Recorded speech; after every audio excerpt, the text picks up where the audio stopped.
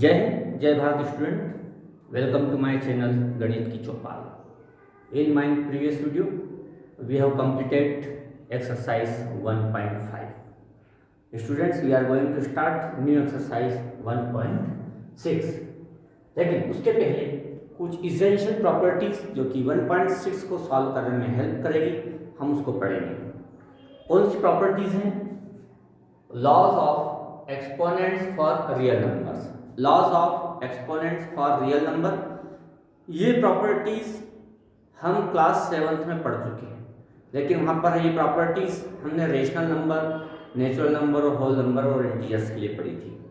लेकिन यहाँ पर हम उसी प्रॉपर्टीज को यूज करेंगे हम रियल नंबर्स के लिए।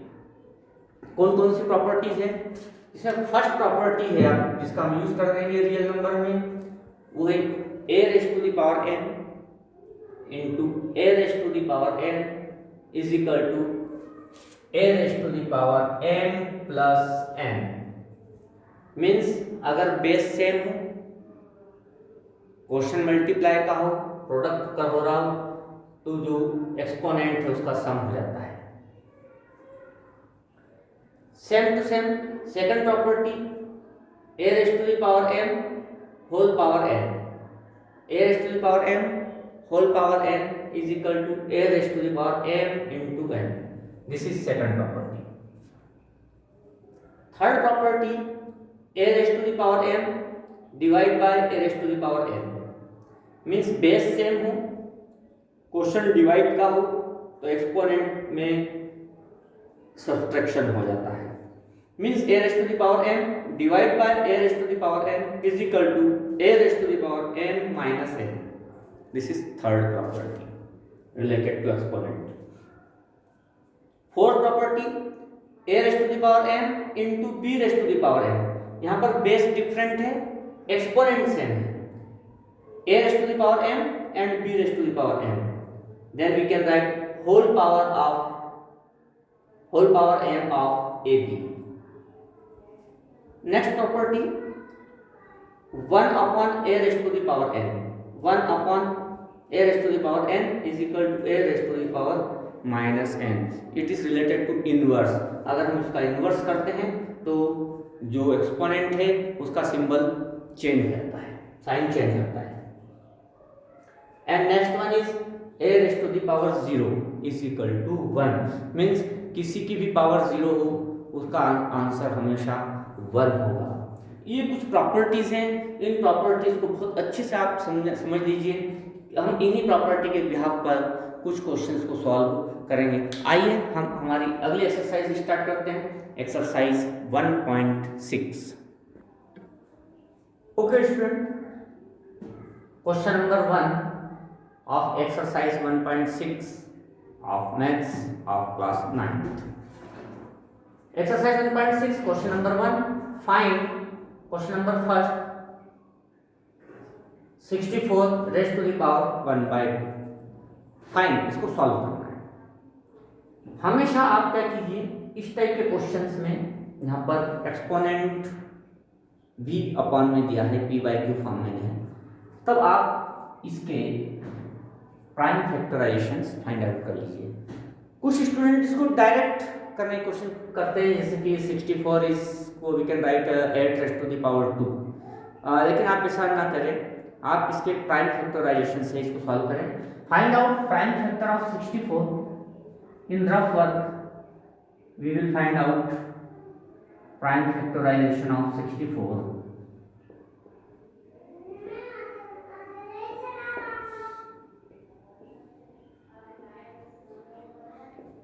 This is the prime factors of 64. It means we can write 64 as 1 2 3 4 5 6 times product of 2, 1 2 3 4 5 6 raised to the power 1/2, 2 into 2 into 2 6 times। It means we can write it 2 raised to the power 6 whole power 1/2। अब यहाँ पर कौन सी property use होगी? ये हो गया a raised to the power m raised to the power n। a raised to the power m raised to the power n is equal to a raised to the power m into n, then we can write it is 2 raised to the power m into n. It is simplified one. Then we can write 2 raised to the power 3 means 2 into 2 into 2 means 2 to the 4, 4 to the 8. This is the answer. Question number first. अब इसी behalf पर आप question number first का second question solve कर सकते हैं। सबसे पहले प्राइम फैक्टर कीजिए, प्राइम फैक्टर के बाद उसको एक्सपोनेंट फॉर्म में लिखिए, फिर प्रॉपर्टी जो यूज आती है वो कीजिए, आप इसको इजीली सॉल्व कर पाएंगे। तो क्वेश्चन नंबर 1 का जो सेकंड क्वेश्चन, फर्स्ट का सेकंड और थर्ड, उसको आप लोग इजीली सॉल्व कर सकते हैं। आइए अब हम क्वेश्चन नंबर 2 सॉल्व करेंगे। क्वेश्चन नंबर 2 फाइंड, और 2 का हम सेकंड क्वेश्चन कर रहे हैं। फर्स्ट आप कर पाएंगे, सेकंड के जैसा ही, तो हमने सिलेक्ट किया इसमें क्वेश्चन नंबर 2 का second question, find 32 raise to the power 2/5। आपको वही प्रोसेस करना है, find out prime factors of 32।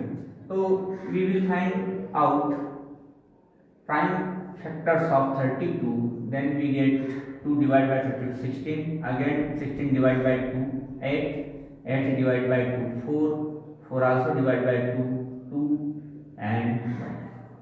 Then we get 2 5 times, 1 2 3 4 5 times. So we can write 32 raised to the power 2/5 prime factors of 32. We can write it 1 2 3 4 5 times of 2. हमने prime factors लिखे।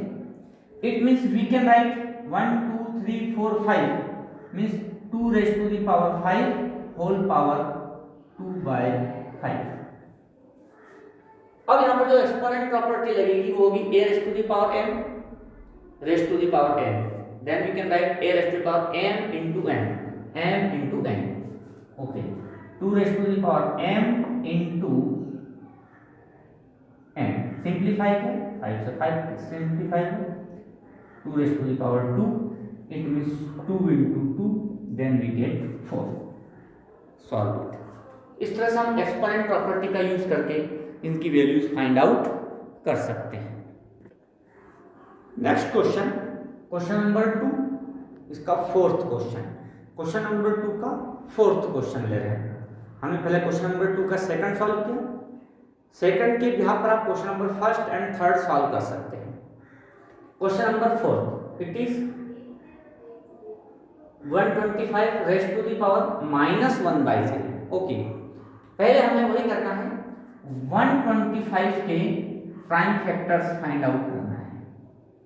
Find out prime factors of 125, it is divisible by 5, 25 times 25 also divide by 5 times 5 5.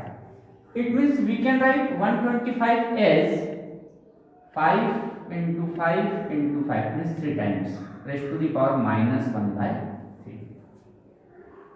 5 into 5 into 5 means 5 multiplied by 3 times, then we can write it 5 raised to the power 3 whole power -1/3.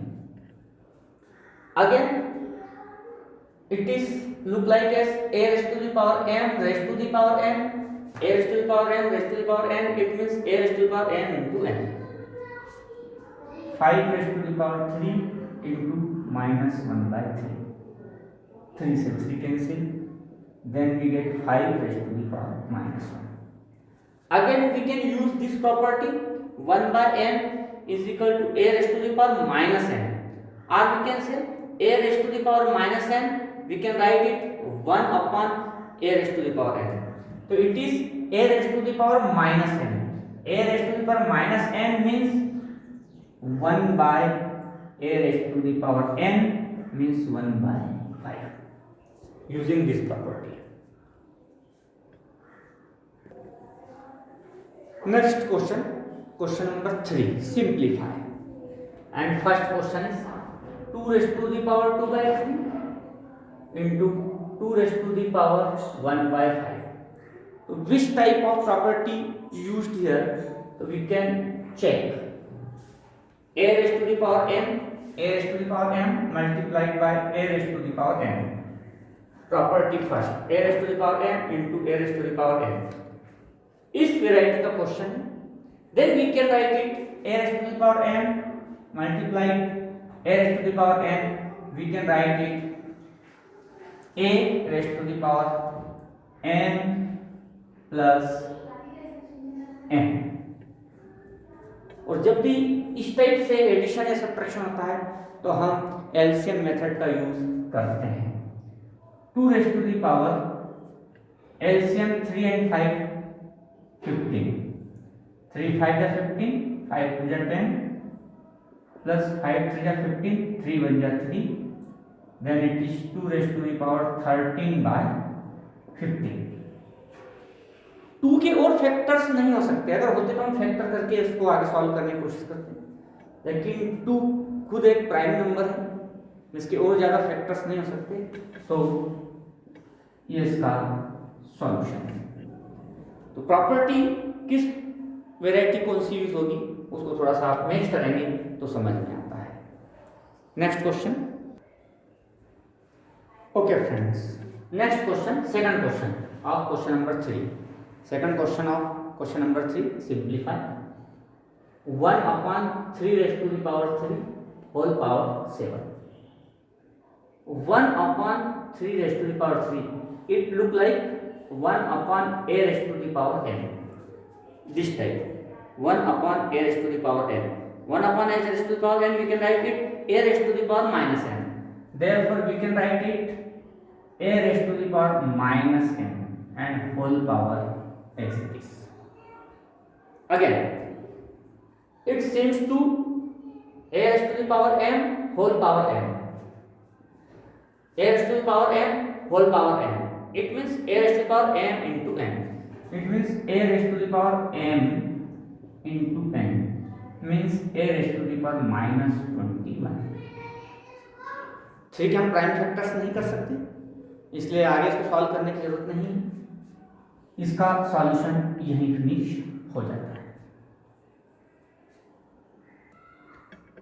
Question number third of question number 3, simplify question number third. 11 raised to the power 1 by 2 divided by 11 raised to the power 1 by 4.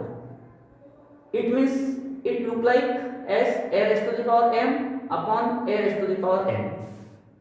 a raised to the power m upon a raised to the power n, third वाली property यहाँ पर use होगी। a raised to the power n m upon a raised to the power n.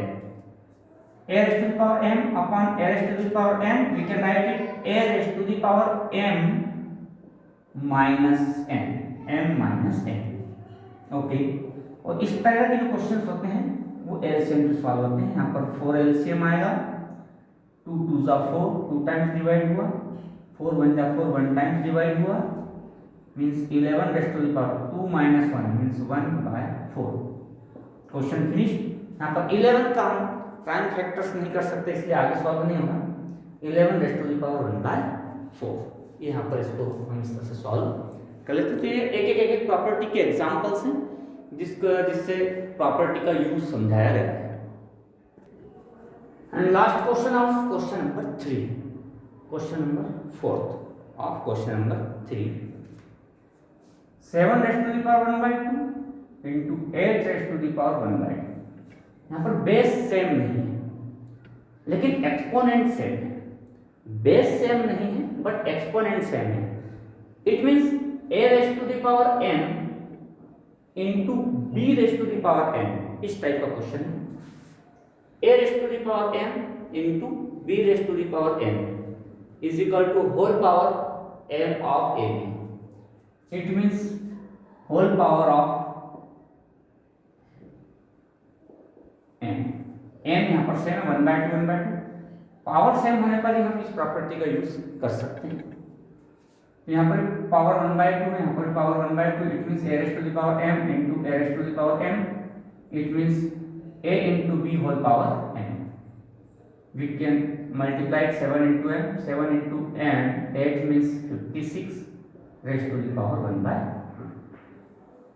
Finish। Students, ये exercise भी हमारी finish होती है, ये चैप्टर भी हमारा यहाँ फिनिश होता है। मेरे चैनल को आप सब्सक्राइब कीजिए, जिससे कि कंटिन्यूस आपको सारे वीडियोस लगातार मिलते रहेंगे और हम इस प्रोग्राम को कंटिन्यू चलाएंगे। यहाँ पर हमारा चैप्टर 1 फिनिश होता है। नेक्स्ट सेशन में हम नया चैप्टर 2 स्टार्ट करेंगे। तब तक के लिए जय हिंद, जय भारत।